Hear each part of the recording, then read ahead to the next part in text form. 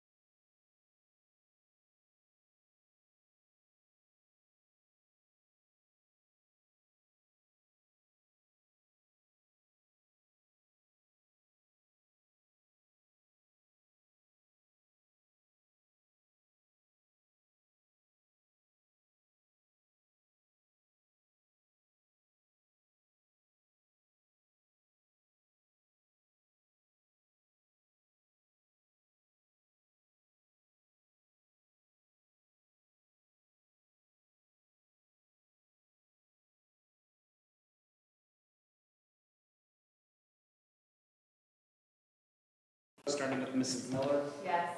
Yes. Yes. Yes. 4-0, motion passes. Okay, again, thank you all for coming. This is a work session that we had about 2 years ago with the Board of Education, administration, and members of the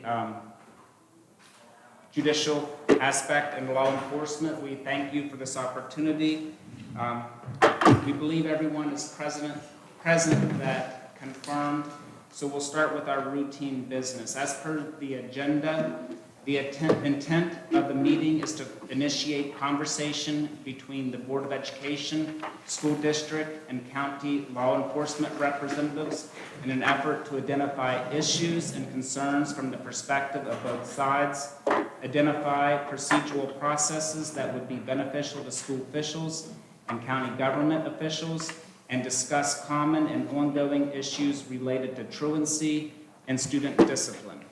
I propose that we try to finish today by 3:30. That'd be an hour and 15 minutes. I would like for us to start by going around the room and quickly introducing ourselves, stating our name and our role. And then after that, we'll take the issues that are identified in the agenda. I think they can be categorized into 3 groups: attendance, discipline, and then prevention, roughly giving about 15 to 20 minutes for each area, and then we can wrap up at the end. Is that agreeable to everyone for a game plan? Okay, I'll start and then we'll go around the room. I am Lucas Tatham, and I'm president of the Board of Education. I'm Shelley Miller, and I'm a board member. Brad Martin, superintendent of schools. Angie Varner, Assistant Superintendent of Schools.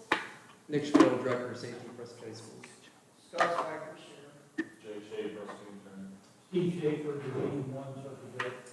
Hillary White, Division 2 Circuit Court Judge. Crystal Thomas, Chief Information Officer. John Walker, Probation Officer. Justin Ho, Director of Communications, Preston County Schools. Steve Home, Transportation Director, Preston County Schools. Angie Zofchek, Director of Attendance and Student Support Services. Rebecca Herco, Assistant Principal at Preston High School. Lori Baker, Assistant Principal at Auburn. Erin Hester, Support Specialist at County. Deanna Miller, Special Ed Director. Jamie Davis, School Psychologist. Ashley Walker, Youth Specialist. Mandy White, Principal of Aurora School. Samantha Peasley, Principal, Kingwood Elementary. Colton Manco, Student Board Representative. Brooklyn Castillo, Student Board Representative. Michael Hood, Board Member. I'm Katie Rex, I'm the Katie Curriculum Director. Brenda Lake, Secretary of Curriculum and Girl Programs. Cross is a member of the board now. Mr. Tatham, we have our 2 of our magistrates, Magistrate Pace and Magistrate Ward, if you just want to introduce yourselves quickly. I'm Magistrate Peggy Bates. Master Bo Ward, school bus driver for 21 years prior to this. And thank you all for joining us.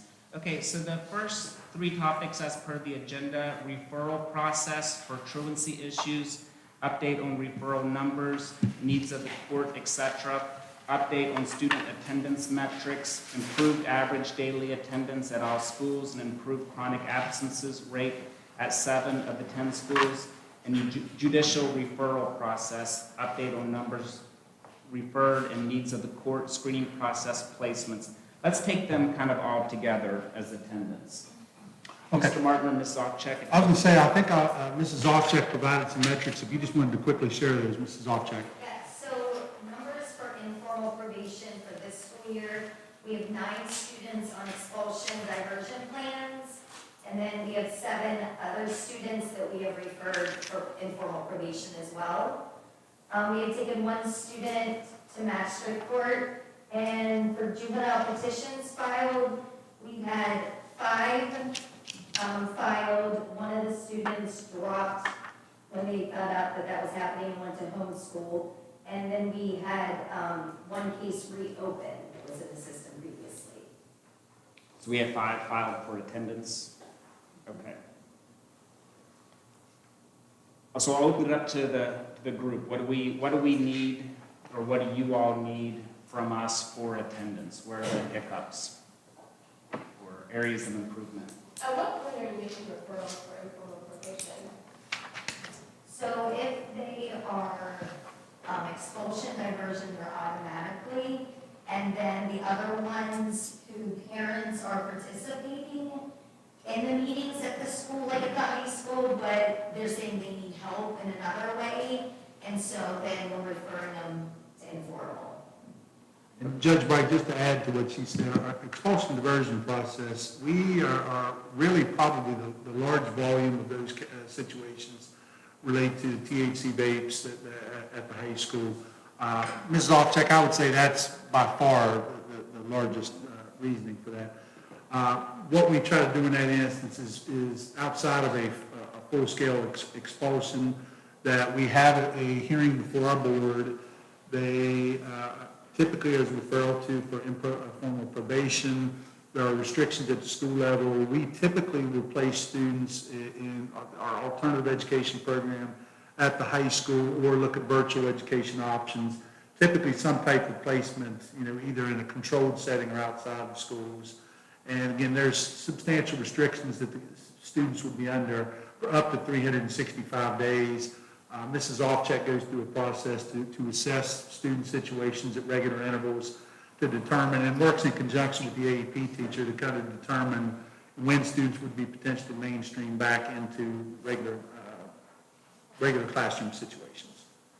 Is there any option to refer them for informal probation if they're excessively absent from school? I mean, when you're dealing with a high school student, a lot of times, their parents are trying to get them to go. Yeah, that's been in place. For years. We haven't done these expulsion diversion, that's the newer process. Right. Especially, but we have been receiving referrals for truancy from school for years. How many do you have? So there's, for this year that I just referred, the 9 for the expulsion diversion and then 7 for truancy. And also, sometimes referrals come straight from the parents, but they come as a referral. Just want to get a search warrant for cell phone. I can make it here. Go ahead. Sir.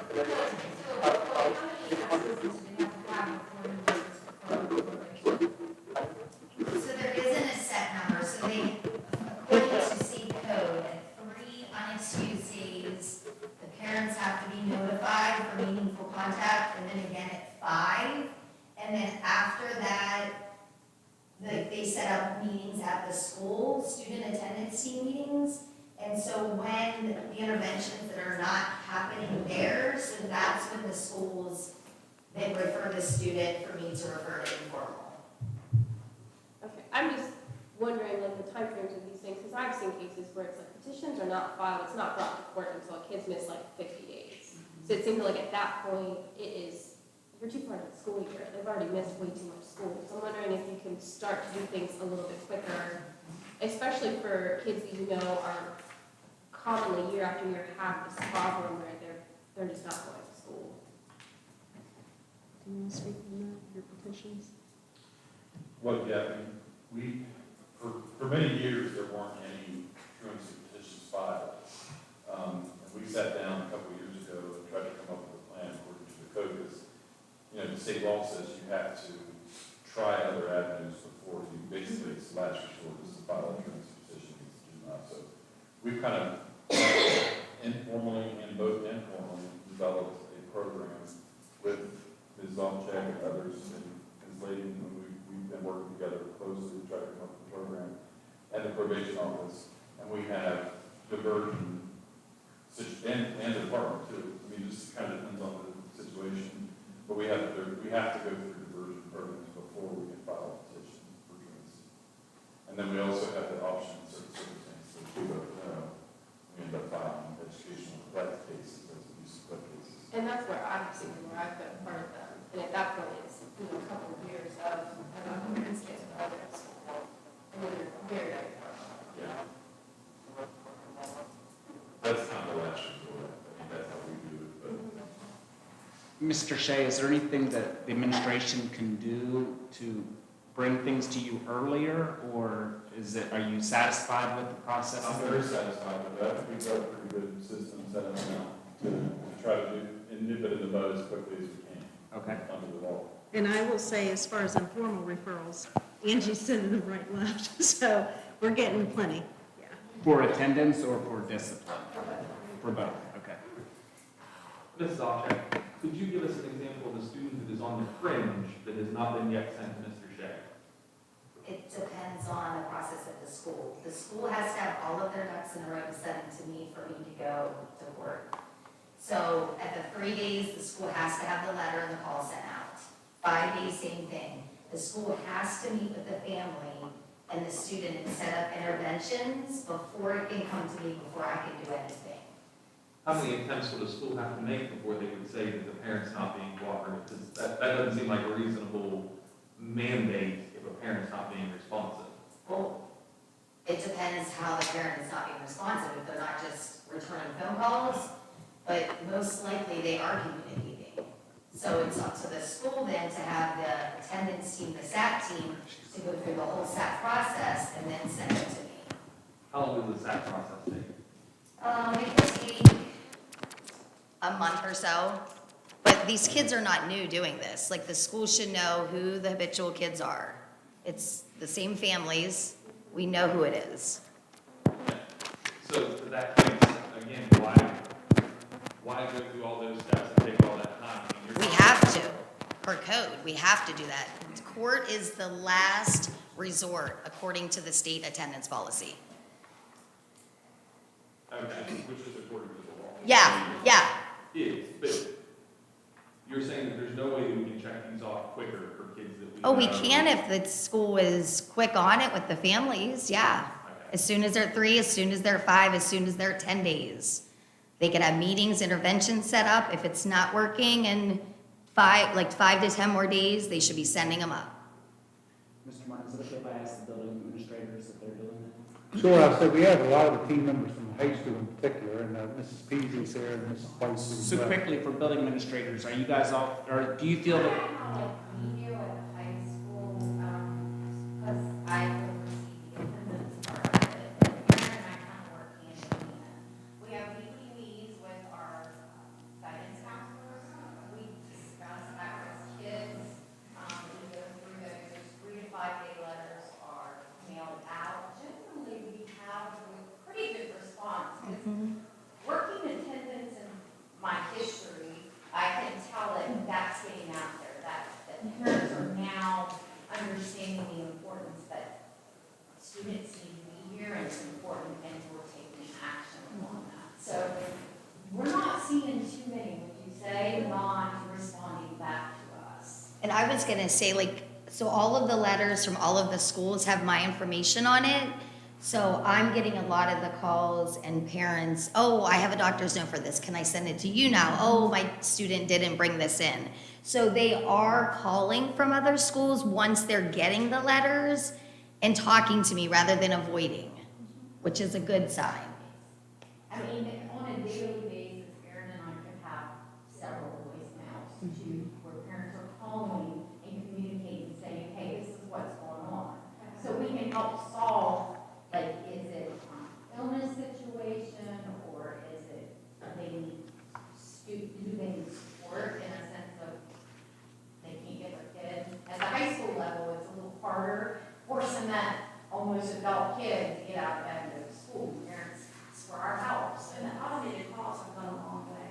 Like parents know now what periods are missing. Like I had an email today from a parent who was concerned about their kid missing the third and fifth period. So I emailed their teachers to see what's going on and waiting for a response. So it's been pretty receptive. We're seeing a big improvement in that sense, and our numbers show it. Well, I was just gonna say, I think the numbers are showing it from now compared to last year already. It's the communication with staff as well. What I found, and I'm new at the high school, but what I have found is the biggest problem is kids skipping. So we have been trying to combat that skipping problem this year. And it's also getting better at holding the kids accountable and calling parents and say, hey, your kid was out of this class, but often when we have those conversations with the kid there, the parent on the phone, and it's Erin and I. Okay. Another part that extends this process is when you give a student, you put in this places intervention and you give it 2 weeks, 10 days to add to their absences. So if they're an every other day kid, if they're on the Monday through Friday, if they're on the Tuesday through Thursday plan at home, then that's additional days regular, and then you try second intervention normally. One was just the first day, so the same thing, had a 2-week initial meeting, there was 3 absences in that 2-week period. Follow up on it, it's going to Angie, and it's going to be referred. So not only do we have initial meetings, we have follow-up meetings along with it. So attendance is an ongoing conversation. It's not a one and done kind of thing. I guess I'll ask, I'm assuming there's like a screening process involved in this. If this is a case where kids run through that 3 and 5 day threshold, but they've had substantiated, illness with doctor's notes and so forth, that's probably categorized as, we're not looking necessarily to steer that towards truancy at that point. No, because we can't. Right. And that's what, a lot of our students have doctor notes. We can't do anything about that except educate the parent that it's still missed school. Like, it's never gonna count against them to go to court. So we have a kid that has 40 doctor's notes. That's what it is, unfortunately. And that counts against our chronic number, but not our daily number. So we do have a lot that have chronic illnesses that have that on file, but parents don't know that exists unless we're having those conversations with them. So that's where we come into place by calling parents to see, hey, what's going on? To kind of dive a little deeper. And it's helped.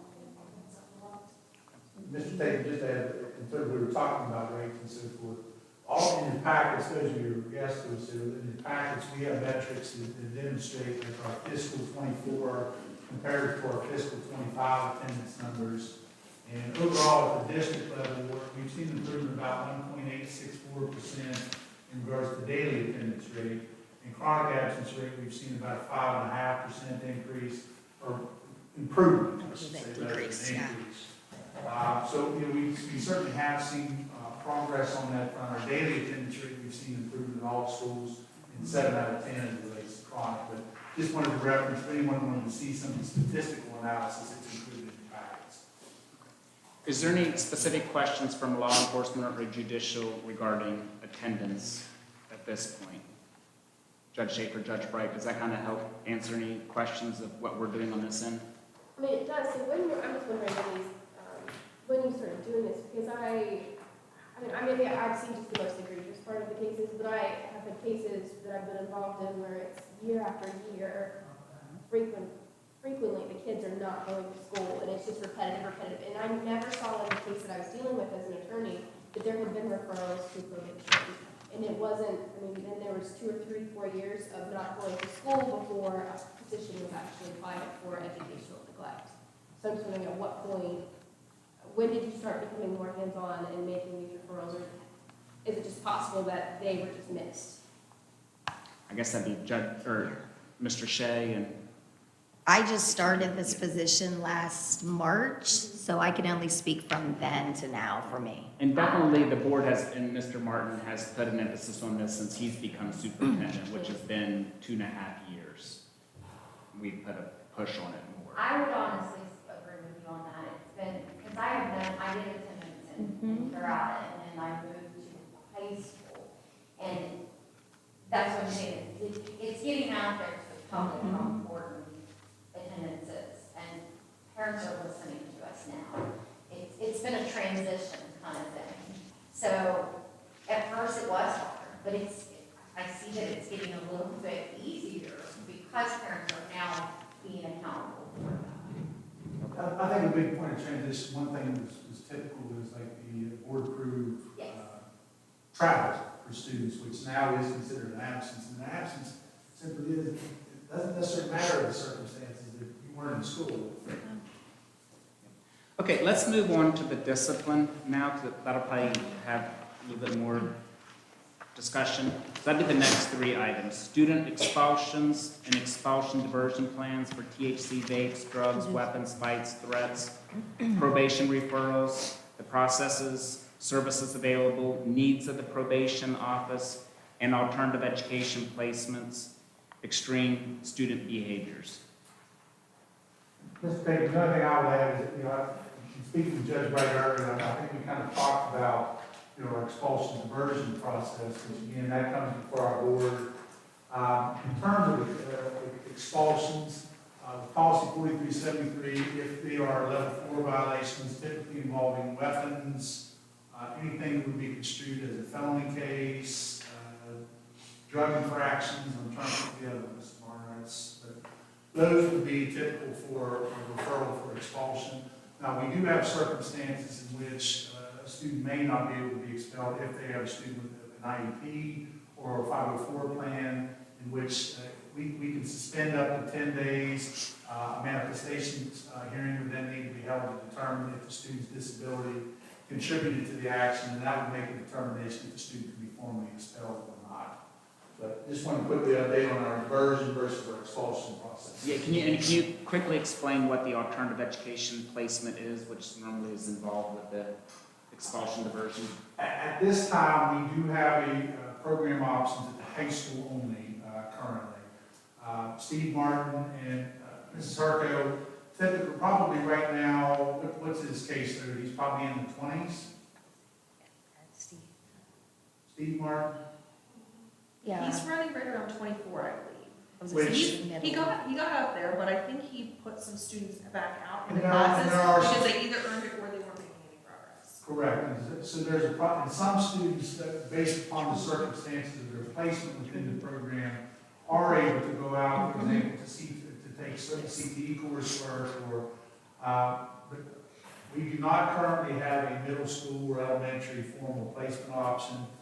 We are in the processes of planning for, looking at using the Rollsburg School facility, which has been approved for closure for next year, as a placement option for high school and middle school alternative education programs.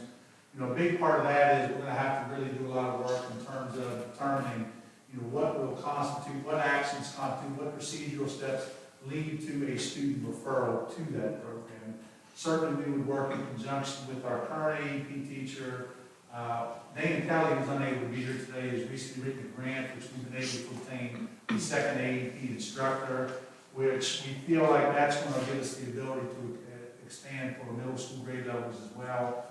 That facility we would anticipate would run on a shortened academic day just based upon the travel considerations, because we would have to bring the students into Kingwood and then be able to shuttle them on to the Rollsburg facility, and then we would need to bring them back in a timely manner in order to get transportation home. But we're in the preliminary stages of planning for that in the coming academic year. and still working on, we're hopeful through the legislative session this year that, we had a legislative workshop about a month ago, and we're hopeful that, I know a big point of emphasis is based upon the needs for alternative education options, inclusive of our elementary students. So, we're hopeful that we see some type of legislative action to assist with our ability to potentially expand programming to all grade levels. So let's start with law enforcement and judicial. Do you have any specific questions regarding discipline from school personnel that we can help? Or suggestions? What is your policy during, if you're in high school, during class changes?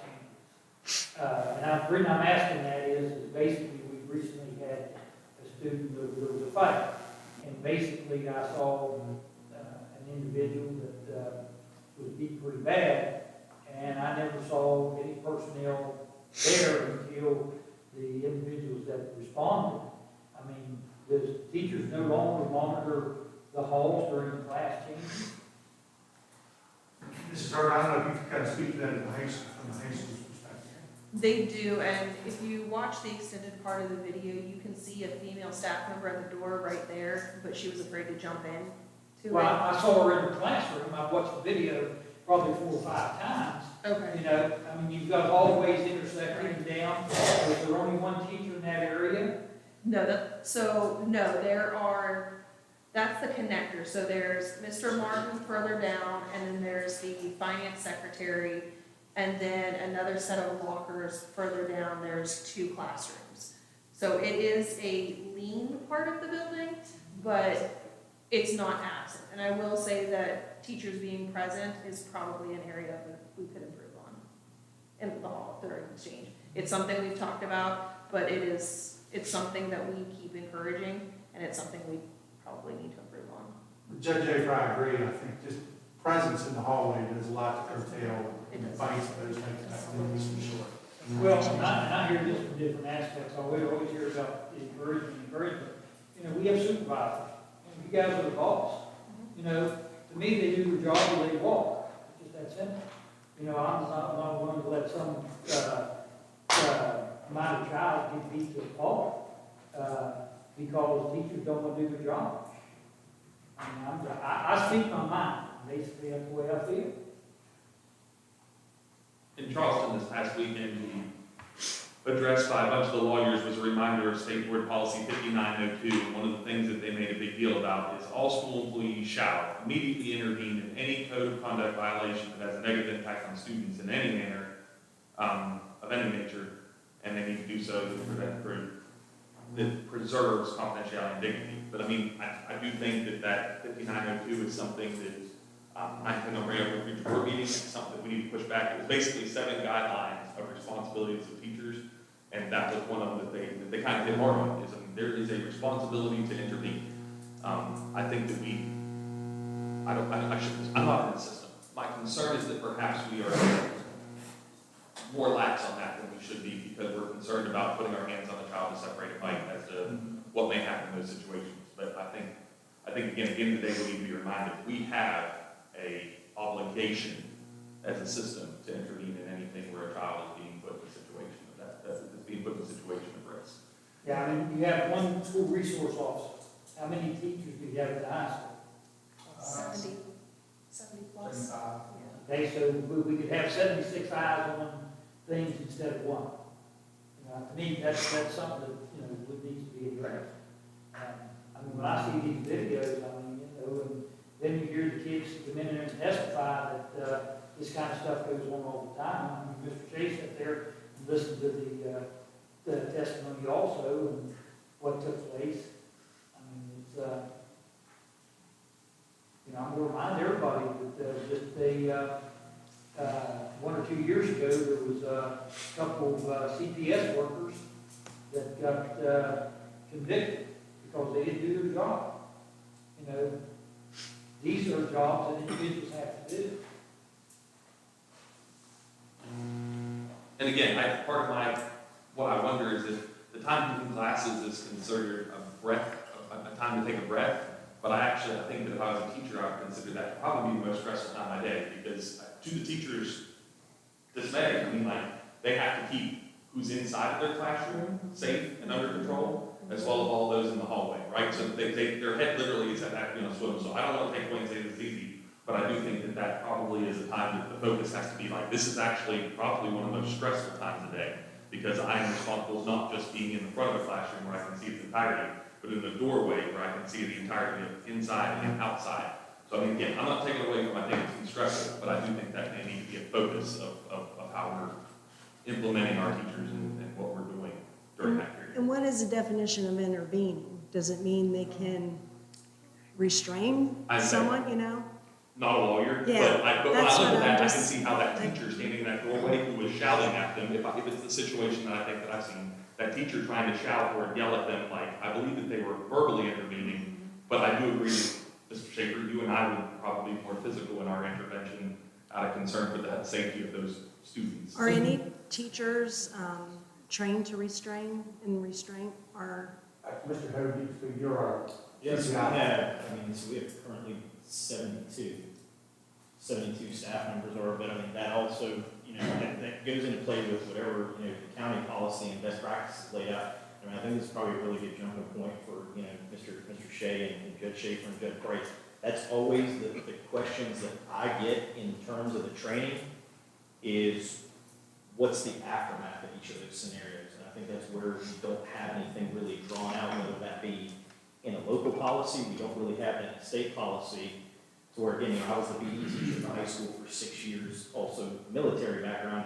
I have no qualms about knowing that I can safely, meaning no harm to myself as well as no harm to that child, to where I'm comfortable doing that. The looming thing over every other teacher's mind is, okay, if I intervene and I get hurt, where's my support going to be there? Now are we potentially charging this child with something else? We now had an incident where we had a child on a child, but now an adult's hurts, but then now what if that child does? And I think that's kind of the line where we've always been, and I think that'd be great when that conversation kind of starts to come to the table, like, what does that look like in each situation? So what is our individual county policy gonna look like in terms of that? What's the legalities of it? Because, I mean, we have people trained, even in our training, the hands-on part is a last resort. So we would consider an intervention being like a verbal one. Like, hey, try to distract them from what they're doing, call them out. For the most part, they usually do stop in that situation. But, I mean, I think there's too many unanswered questions to where, my response always when asked those questions is, I think we're all in a situation where we're darned if we do and we're darned if we don't. Is this a topic, Mr. Shea, Mr. Spiker, Mr. Martin, that Mr. Schmidl, that should the board task the superintendent in working with you all directly on coming up with a clear policy and guidance for our employees? I think we can all understand that our employees are probably stretched. I mean, we're understaffed. We have a lot of students here.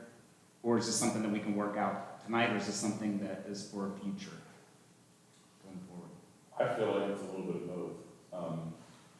I'll tell you right now, if a teacher intervenes to help a student who's being attacked, they will not be prosecuted for anything. While I'm on the throne, that's not going to happen. But, and as far as a kid picking up more charges if they attack a teacher, absolutely we would charge them. So from the criminal end, it's pretty easy.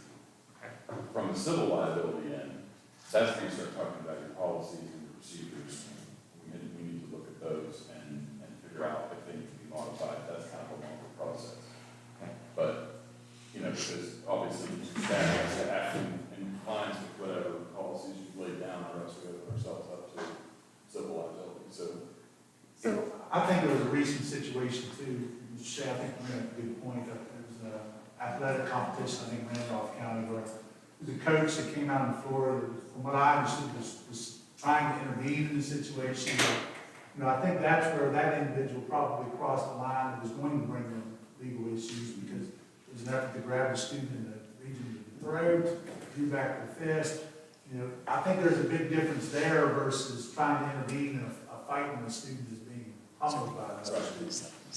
So, But If a teacher or a staff member accidentally hurt somebody, and they're not gonna catch any charges for it, is what I'm trying to say.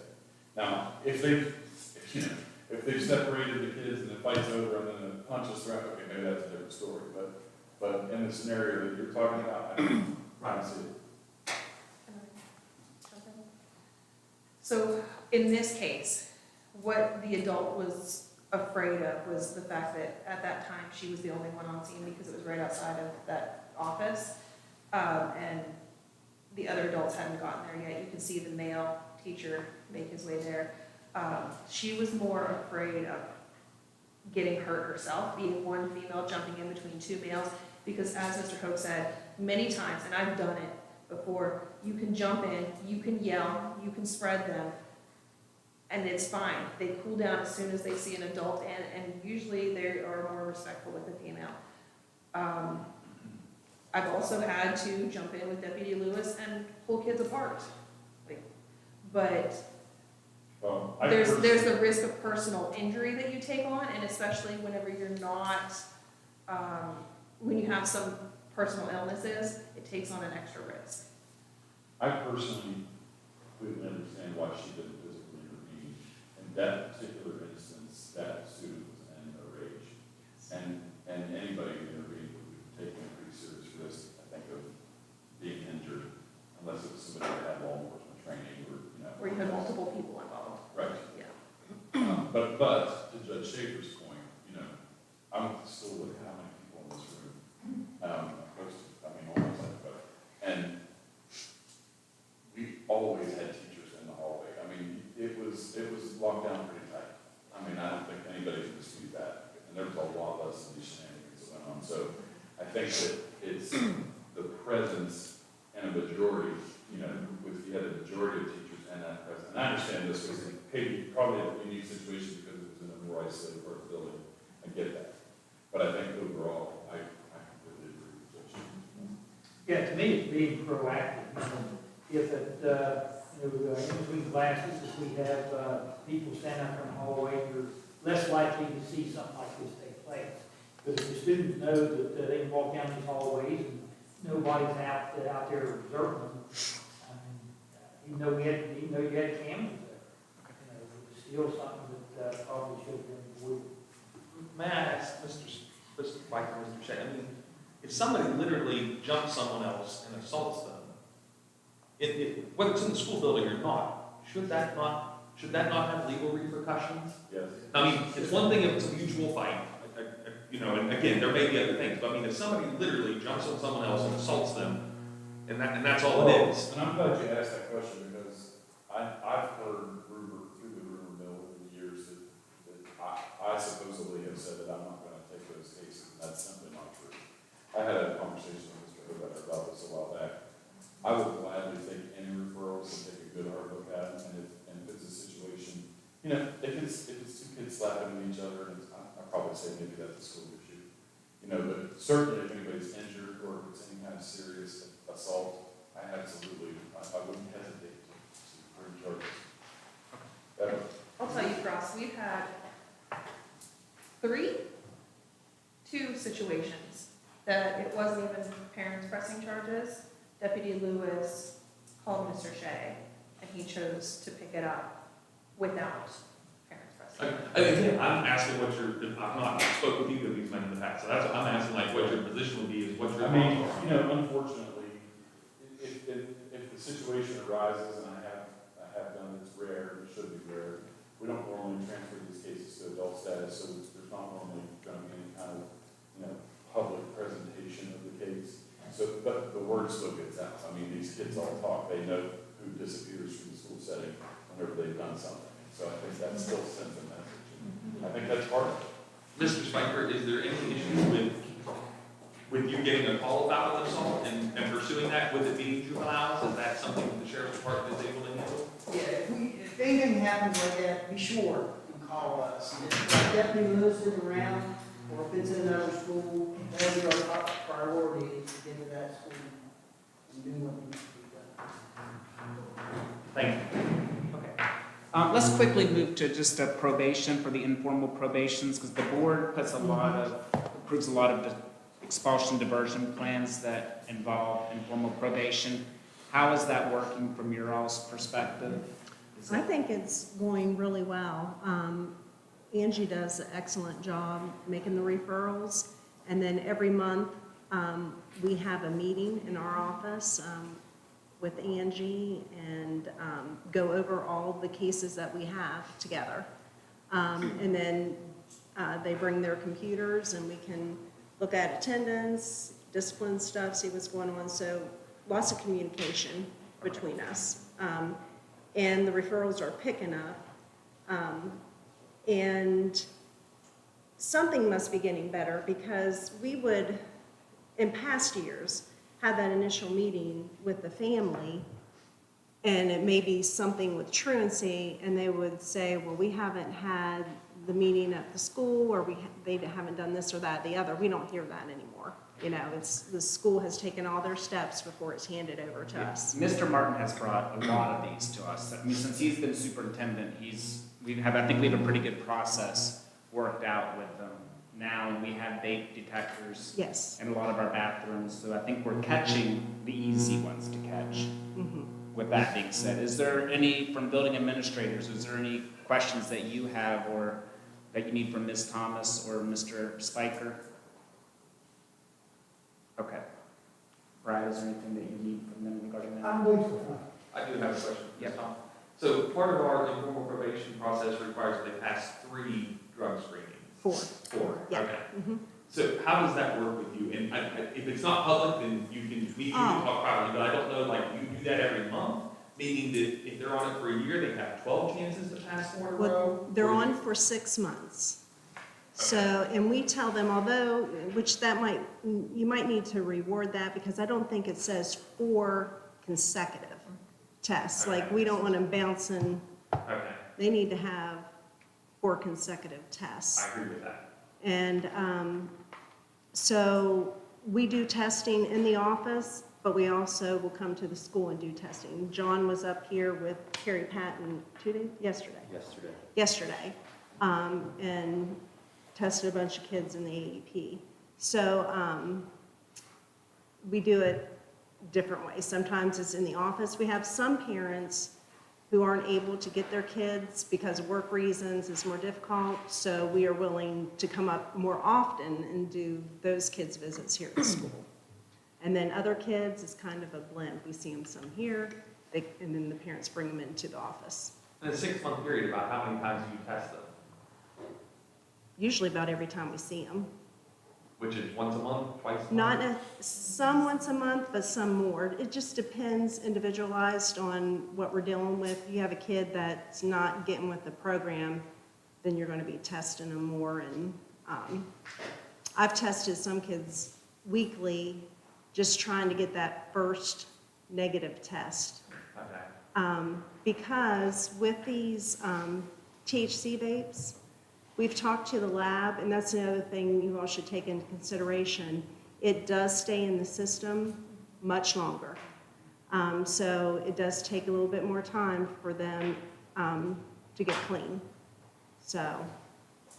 Okay, so just to clarify, one quick takeaway, you would like the agreement to be changed that they have 4 consecutive negative tests. The Yes. agreement to be changed with that.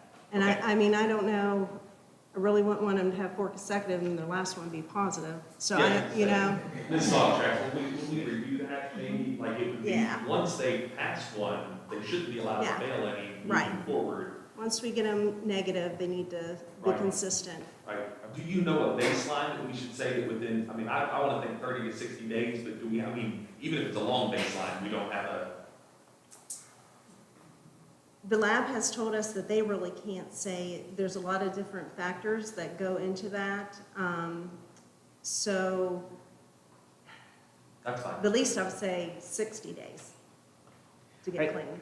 Let's move on to the next topic because we can always roll back. So now let's go to the next category, which we'll kind of call prevention. So that's underage sale of tobacco and alcohol, ideas for use of the opioids funds at the county level, increased officer presence in district schools, the SHIELD program, background check procedures for school volunteers and chaperones, community service options, and illegal bus violations. since we're already talking about vape and THC, I'll start it with Mr. Spiker. We have, board members, we have heard through these expulsion diversion hearings, a lot of students saying that they're buying the THC over the counter at several retail establishments in Preston County.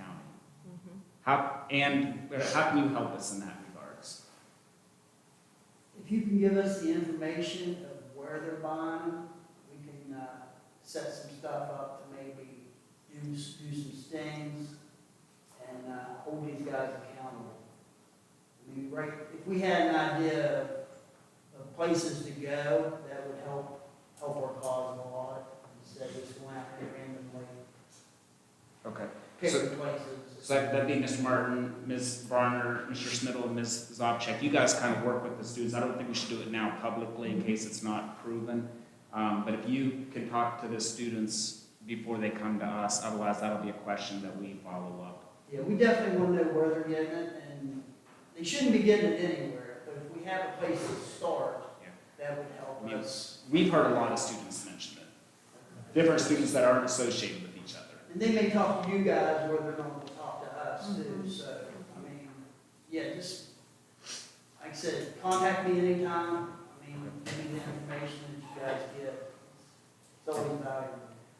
Mr. Tate, one thing to add, when we're talking about vapes, tobacco, THC, in terms of referral to this, like, I guess we have magistrates on the line as well in regards to, if we are to legally refer, should it be referred to the magistrate system, to the prosecutor's office, and do we have to have an officer making those referrals? Now, I just know when we had this discussion 2 years ago, I don't know that it was really clear, and there was also questions in regards to the community, and Judge Shape, I think you can kind of recall the community service element that was involved in the code as well. So I guess I just want to get clarity as to, from our standpoint, if we were to refer, what do we need to do? What is the expectation of the courts, or whether it's the magistrate or the prosecutor's office?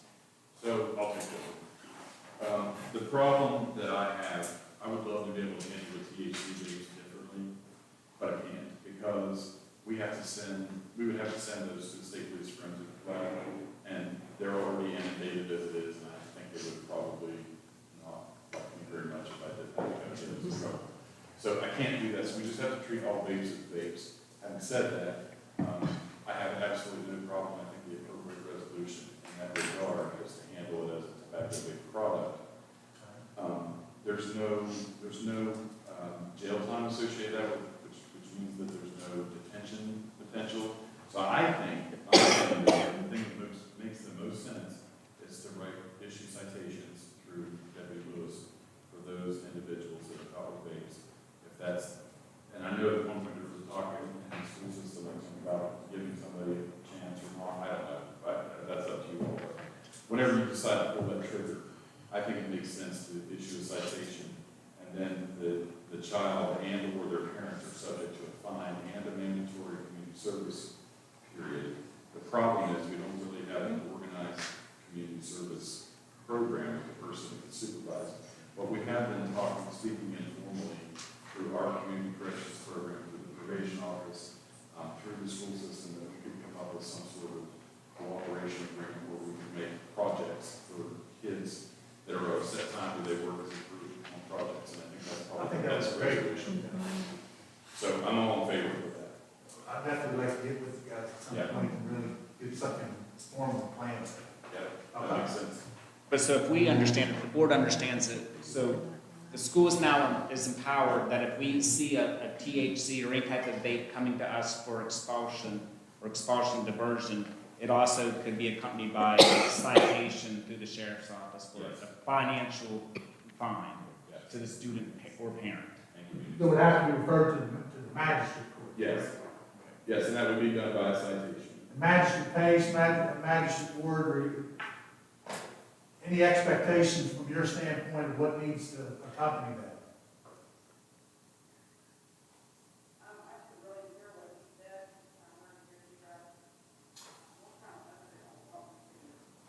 We can do, I mean, the fine, like $50 plus the court cost. I don't know what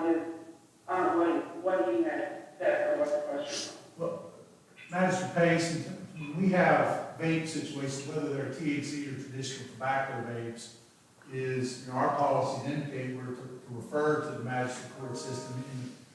And we were doing that for a while, and we were getting a lot of them returned. We just want to make sure if we were to institute that, what do you all need to see? Is it just a citation from an assigned officer? Is that what would need to come in with other pertinent details of the situation? Yeah. And then we work with the prosecutor on that, on like how he wants to pursue he or she. Okay. All right, thank you, Magistrate Payson. So are we good on that topic? Okay. The one question I had, you said that you have to send them off to the state police lab. And what is that requirement? I can't prove that they contain THC without going through that step. I have to be able to definitively prove beyond a reasonable doubt that they contain THC, and I can't do that without sending it for chemical testing. And the tests that we do are not. Doesn't meet the threshold of the court. It has to be gas chromatograph, mass spectrometry testing. Has to be a fancy test. For code. So like what Officer Lewis, I mean, that's a pretty dependable test, but it just wouldn't be admissible in the court. Correct. So, let me ask this then. In our policy, it says possession and or use. So, we have the student in possession, but we also have the friend that used it, and both of them get sent to expulsion diversion. We wouldn't have the device for that second, let's say hypothetically we didn't actually get the device, but we wouldn't have the device to send away to prove that it was THC. And I'm hearing that at hospitals, sometimes the tests come back negative because it is synthetic. Yes, that happens. So.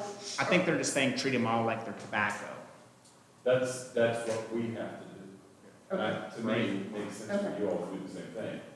I think they're saying treat them all as tobacco because it's a lower threshold. It's the same.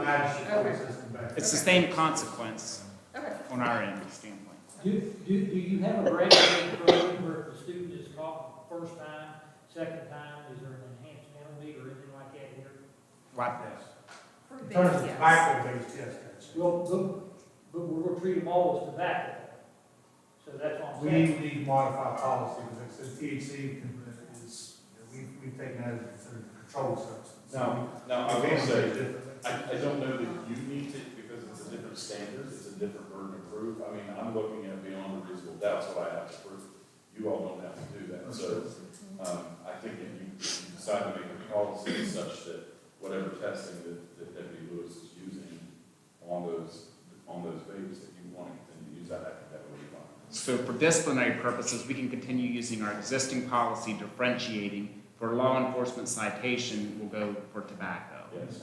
Okay, we're good with that? That's clarity, yes, thank you. Okay, thank you all. Okay, let's go to increased officer presence in district schools. Mr. Snow, I don't know if you want to speak in conjunction with Mr. Spiker, but we had a parent that brought forth, and we've had discussions with Will Hospital of Jackson County, and have seen the presentation of what they call the SHIELD program with Jackson. It's a cooperative measure with Jackson County Schools, the Jackson County County Commission, and the Jackson County Sheriff's Department. And Nick, I don't know if you want to speak to kind of any discussions you've had with Sheriff Spiker thus far. Yeah, Sheriff and I can both talk about this because we've spoken several times about increasing officer presence in the schools. And we've got a couple ideas of what we're doing. The SHIELD program is one of them. And basically, to kind of get it, this program puts a few hours a day. It would be off-duty deputies coming in for a few hours, several times a week in the school. And split that up between the thirds to pay for that. And It was right around 6. per entity is what that would cost. So what's that again? So it's 6 what? 6,000 is how much that would cost. Which Jackson, For the Board of Jackson Education. was run about 8, I think. Yeah. That was split 3 ways between the commission, between the Sheriff's Department and the school district. And that would get us an increased presence in all of our schools, and we would have a schedule so that there's not set exactly where somebody's going to be, but just that there would be officers in the school during the week.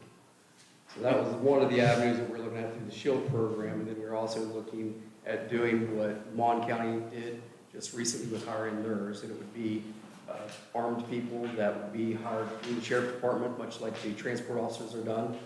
And if we could split that cost the same way, we could actually add somebody full-time to the Board of Education that we would contract and have in our schools full-time as a school safety officer. And we would take care of all the equipment, vehicle, I mean, all that would be, sheriff's department would take care of all that kind of need. I know in the past, Officer Lewis was paid through by levy funds. I know the budget, on our standpoint, hasn't come forward yet, but are we talking about who's paying for the officers? Yeah, I was hoping Mr. Rayback, of course, wasn't able to be here with us today from the commission, but yeah, I think we need to discuss policy in conjunction with Sheriff Piper and Mr. Rayback as to, what's going to be, what combination of funds may be potentially used for that salary mark next year, because with the level of carryover, I don't anticipate we're going to have carryover at this juncture. We have several projects that will encumber our monies that really beyond this year, we're going to have to look at how we. So that'll be soon, like in March. Correct. And just kind of to go off that too, these programs aren't to replace a certified officer in the school, because there's a lot that Deputy Lewis can do that these positions wouldn't be able to do. Okay. As far as arrest powers, issuing citations and things like that. This is just more so to get a more consistent presence in the Correct. school, get officers familiar with our buildings. The SHIELD program, they could, so when they're in the school, if they have an issue, they need to issue citations, they can do all that, they can make their arrest. The other one we're talking about would be a civilian position. So they wouldn't have those powers to do that. They would be armed. The civilian would be armed. Civilian utility officers is what we call them at the sheriff's department. But they would be trained with firearms and they would be armed. Comments from building administrators or board members? I have one. I would just like to say I would like to see some kind of police presence at sporting events. I think that would be. Sporting events. Yeah, I think that would be very helpful. Is that currently not happening at all? Or? Has it happened in the past? I mean, has it been? I think high school football games, we typically have good law enforcement presence across the wide gamut of, probably more so basketball, maybe, more problem. And we found, I mean, just when we were talking about the situation earlier, I mean, there's basketball games that can, I've seen, just not another, but I mean, I've seen youth league. oh yeah, Basketball games get yeah, for sure. I'll be honest, I mean, I can't tell you how many times I go into one of these games and I see people sitting there with tobacco stick cups in the front row at the front door. And I'm thinking, it's no wonder our kids don't take this seriously, that it's a tobacco-free, drug-free zone, when our parents who are bringing them are sitting right there setting the example. I personally would absolutely love to see an officer walk in and give a ticket for it. I mean, you cannot expect the students to take it seriously if the adults don't. This has been a school's fault for years. Basically, I attended a wrestling event a few years ago, and I refused to come back because I see the adults in there with their stuffed cans in their pocket, with their bottles there, and I confronted them and asked them how they expect these kids to obey the rules when they don't obey the rules themselves. And you can go to any sporting event, and I'm not, you see the same thing all the time. And, here again, who are the supervisors? If I can see it, I know that the supervisors can see it. Has there been any action taken at all? Yes, what I'll propose is let's just be proactive with the solution. As 2 years ago when we all met, we identified issues such as the vaping and the attendance, and we identified with probation and attendance how we could address the problem, and we've seen progress. I propose that we take this issue identified by Mandy with Ms. White and say, let's make this a target area for the coming year, that for sporting events, that building administrators make sure that they announce it to everyone in attendance. But we need backup because, for a building administrator to tell 200 spectators that they're going to enforce the rules is not realistic, right? So, I mean, is that something that our building administrators can get backup on with law enforcement? I was kind of unaware that there wasn't anyone coming up here. I've been been in a little over a month, so I'm still working on some stuff. And it's not just here, but it's Aurora and it's West Preston. I did go to West the other day. I was out at West at a youth basketball game the other day. I mean, I was at Terrata used to have, there was a couple guys on the sheriff's department in Terrata area. They were up at the school just about every morning for student drop off. Now again, that doesn't, not there during the day through the day, but it was at least a presence that was there each morning. I know, I mean, Aurora used to have a sheriff 20 years ago when I was in school. There was all kinds of sheriff's department in Aurora at that point in time, but I don't know of anybody that lives out there now that's serving. So I, as far as very much presence there at this point in time. Mr. Kidd, I would say like municipal police, like Mrs. Peasy could probably speak to the municipal. I was thinking the same thing. I was gonna say, we can't necessarily speak from a county, from a sheriff's standpoint, but I know that our city police in Kingwood do a fantastic job. Ever since Chief Stewart's taken over, there's a presence every morning, there's a presence every afternoon, during evening drop-off. And it's definitely, you can feel a difference. There's a different tone, during each procedure, so. But I want to take up the sheriff's department. You know, it used to be, you know, your schools had football games, basketball games. You know, that's it. Now, look at all the different sports that you have. And he's got a limited number of people, and they've got the entire county to take care of. They can't be at all these sporting events, you know, all the time. And I'm just thinking, look, I want to take up the sheriff's department. Well, afternoon shift, we have 2 deputies for the whole county, is what we have. We will start getting more deputies, even if they're at the sporting events periodically. I mean, we'll start getting more staff out. Currently, the deputies are supposed to be at the schools at least twice a week during their shifts. Whether it be after school, during drop-off, during pickup. If they're out and they're not doing something, they are supposed to be in that area. So I'll follow up with them just to make sure that's still happening. But that was put out before my administration. So what I would propose is, I'm sorry, go ahead. No, I'm just gonna say, you know, a lot of youth leagues use your all's facilities. You know, basically, I don't know if you have a contract with them or not, but, you know, those people need to be proactive also. And basically, if they're going to permit individuals to be in there with tobacco and other products, then basically that can cancel out their contract, and basically there wouldn't be any youth sport. You know, and make them sign a contract on that, hold people accountable, and, you know, make sure that, you know, they're following the rules. Right, so get them, through their contract, we hold them accountable to self-police their own people, right? But in addition to that, Mr. Martin, we can put it on a future board agenda that we can have an update that building administrators can communicate with the sheriff's office or municipal police so that they can start targeting this too and have support.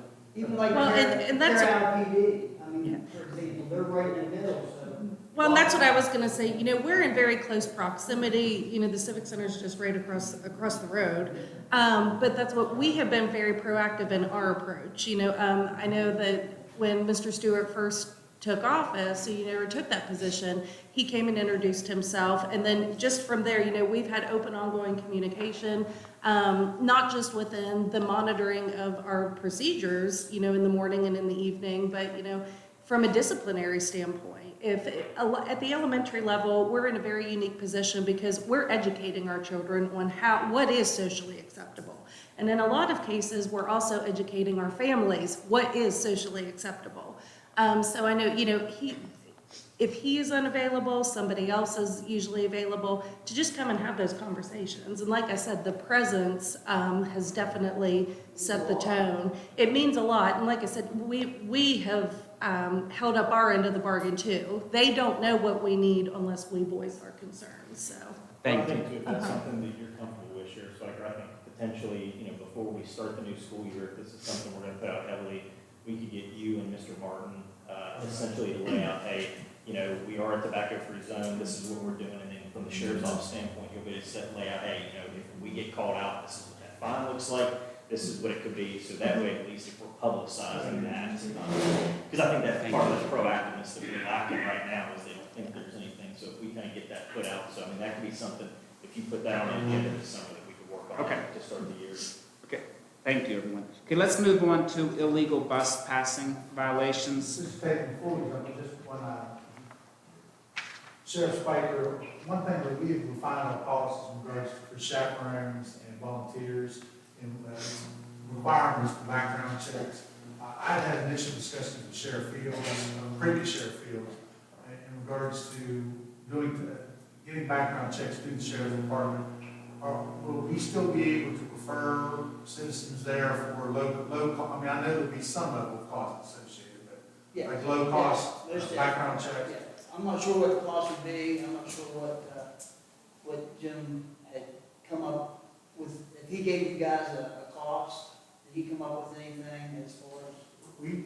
What has been previous was always this $5 charge, and I understand there may be inflationary trends in it, but we just need to know through that referral process. I think maybe I'll have Nick meet with you, just to determine kind of procedurally, when we are referring people to the office, you know, what they need to have with them or anything, and also to be able to know what the anticipated cost would be. So Yeah. that's something we can follow up with you another time. Yeah, So. we're still learning. But the office will be able to accommodate those requests if we refer people. Thank you, sir. Thank you. Okay, illegal bus passing.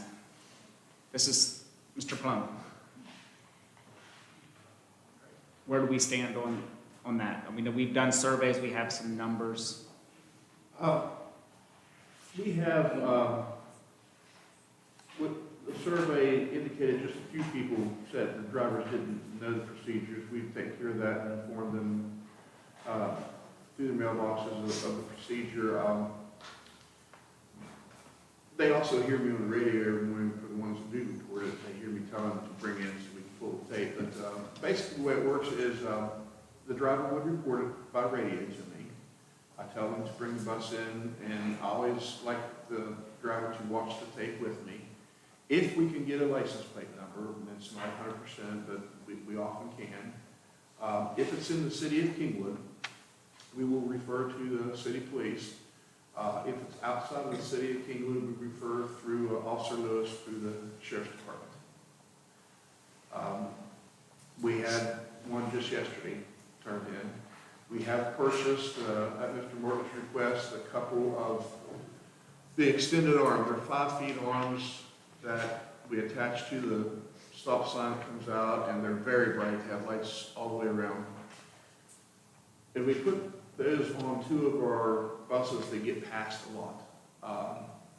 And they're both Kingwood buses. And a minivan drove right under the arm yesterday of one. So it didn't have the desired effect, I guess, as we hope. I think it probably will continue to do that, though. We're going to use the survey results and possibly order a few more of the arms to put on those buses. For the minivan, for just happened, were we able to get identifying information? Yep. And it'll be. Yes, I did have, Officer Lewis was not able to be here, but he did want me to clarify something. He had asked, do you want him to do a criminal complaint or issue a citation? I think those are worthy of a criminal complaint, that's what I'd like to see. Mr. Shea, is there anything else that you need from them for this topic area? So Jay, in that instance, it would go through your office versus magistrate. Well, it would be in magistrate court, but we would be prosecuting. Okay. Can you tell me where your problem area is?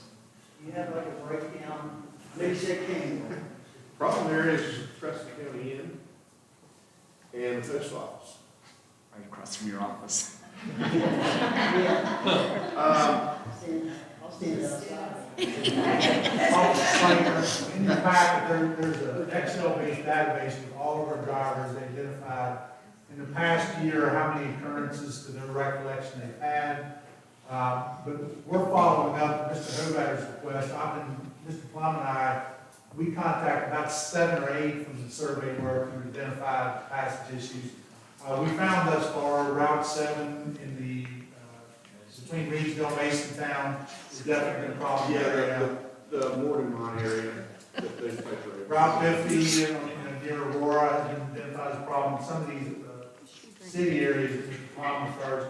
but we can get you a listing of, after we've had contact with all of our drivers, as to specific areas where we're seeing is the highest frequency of these issues. But, yeah, I mean, we just installed these new arms, and we've had this occurrence just the other day. And where that happened yesterday, is when 26 towards Jonathan, you go uphill past the Irene Church, and then used to be referred to as Bobo Flats, there's a trailer court there.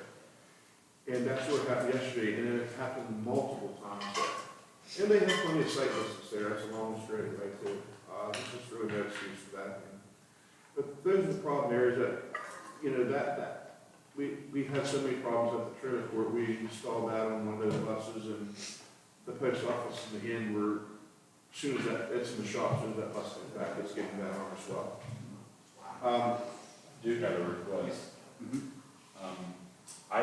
And it's just a request, but I would like to see any of these violations going to magistrate court, yes, there's a couple different reasons for that.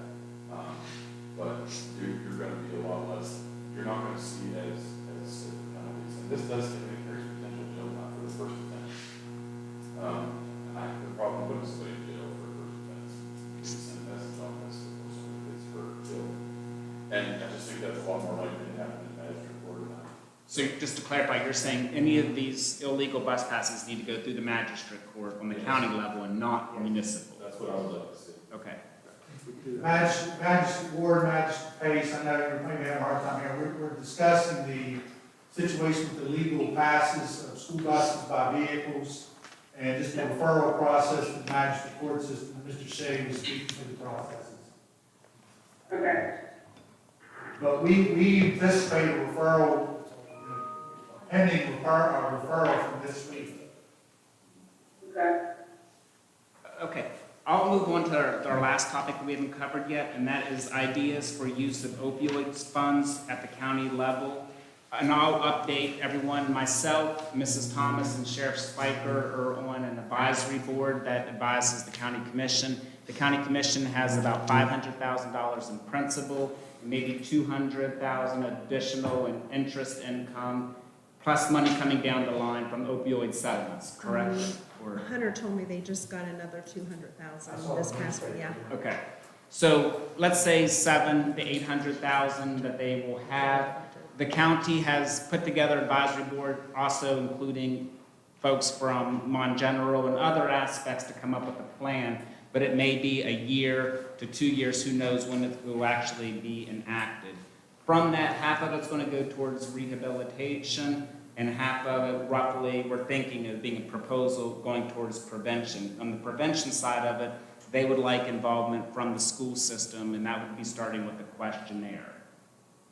Right? Kind of open up. So if you have any ideas on that, you can bring them to me or to either of those. Lucas, real quick on that, can those funds be used to maybe bring back the DARE program in our elementary and middle schools? We could definitely make that proposal.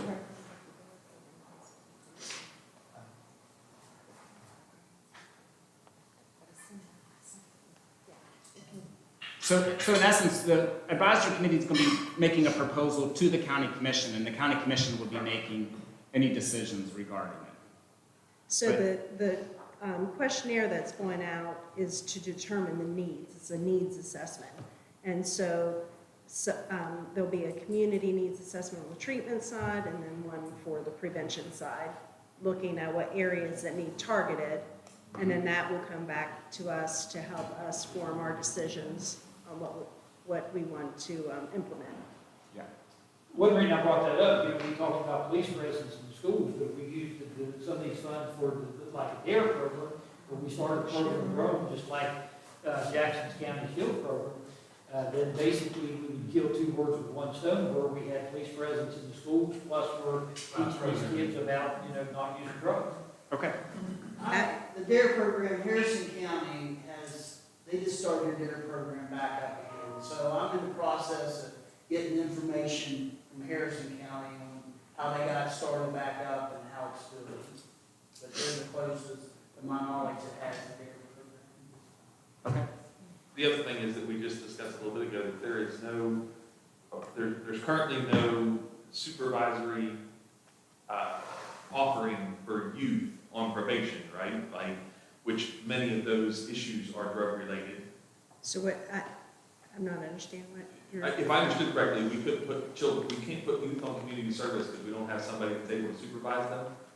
Was that I think- correct? Well, I assessment think- from earlier? I mean, we can do that, but the influx of the kids, if we start doing these citations, I don't think we would have the resources to supervise all of That's them. the problem, yes. Yeah, Yeah, I'm just throwing that out as a known problem that we have in this county, as well as, if I recall from a previous board meeting a year ago, that there are very little mental health services for and directly related to that's drug. definitely one thing we are looking at, yeah.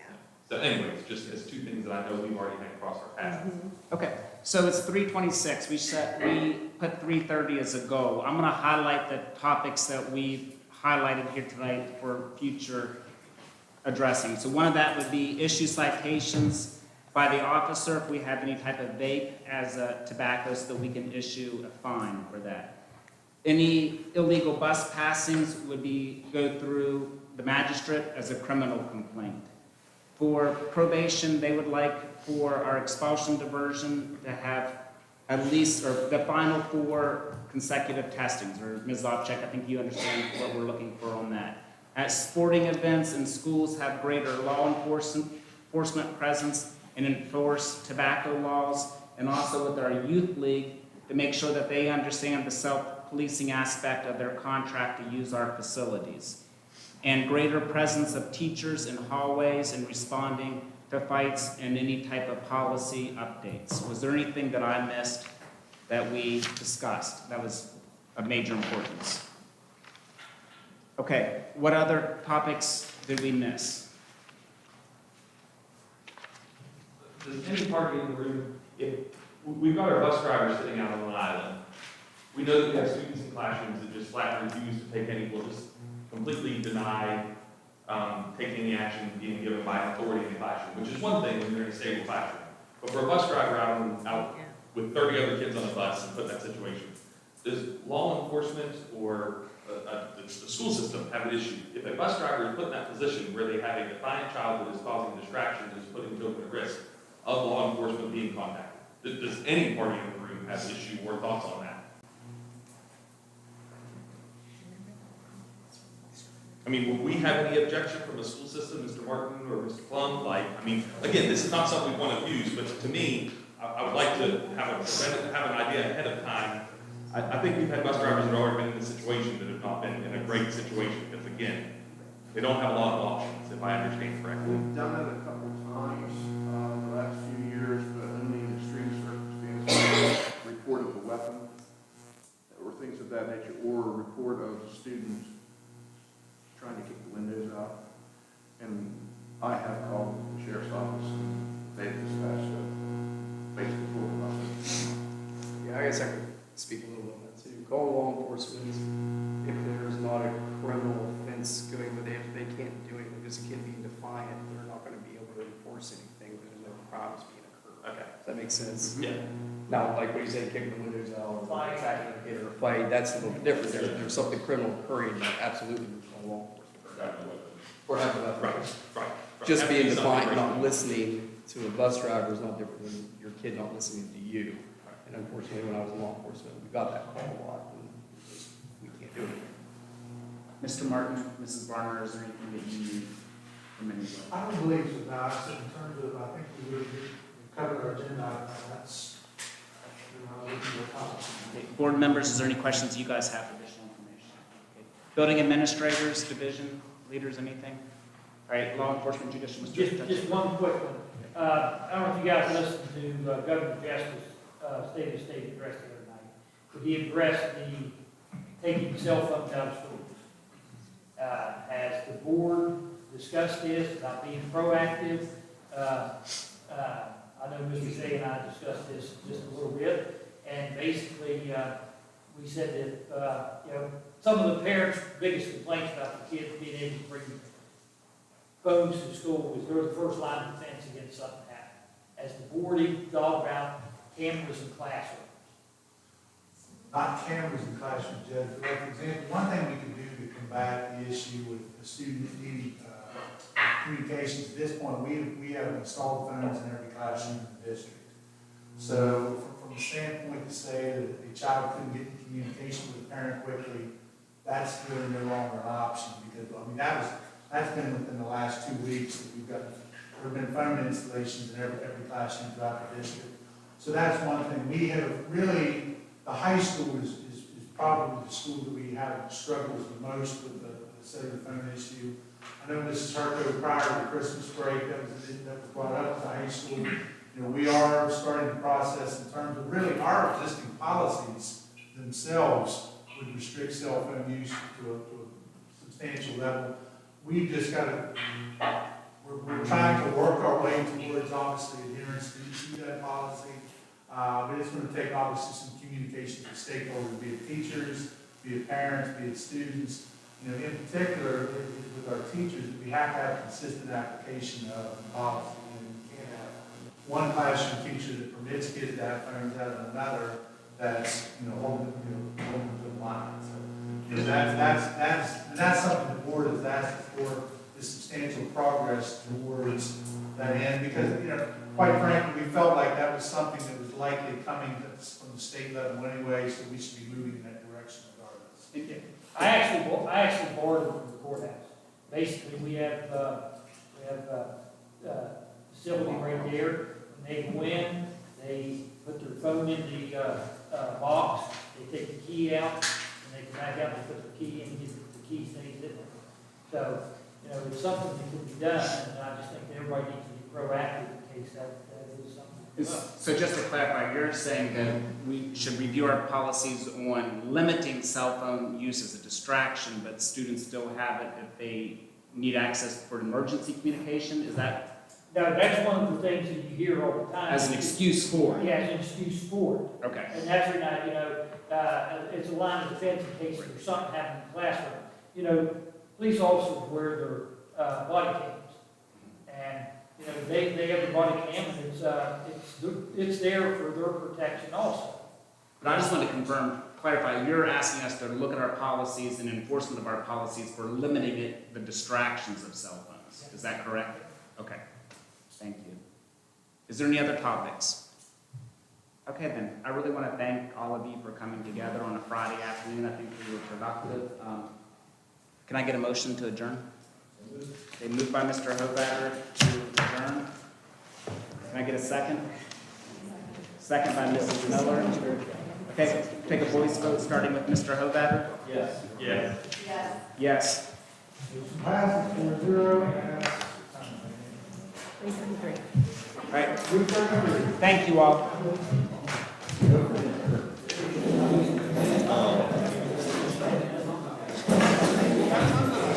Oh, yeah, I will. Starting right now, I'm a crazy person. Thank you guys for coming. That's okay. Here's my baby.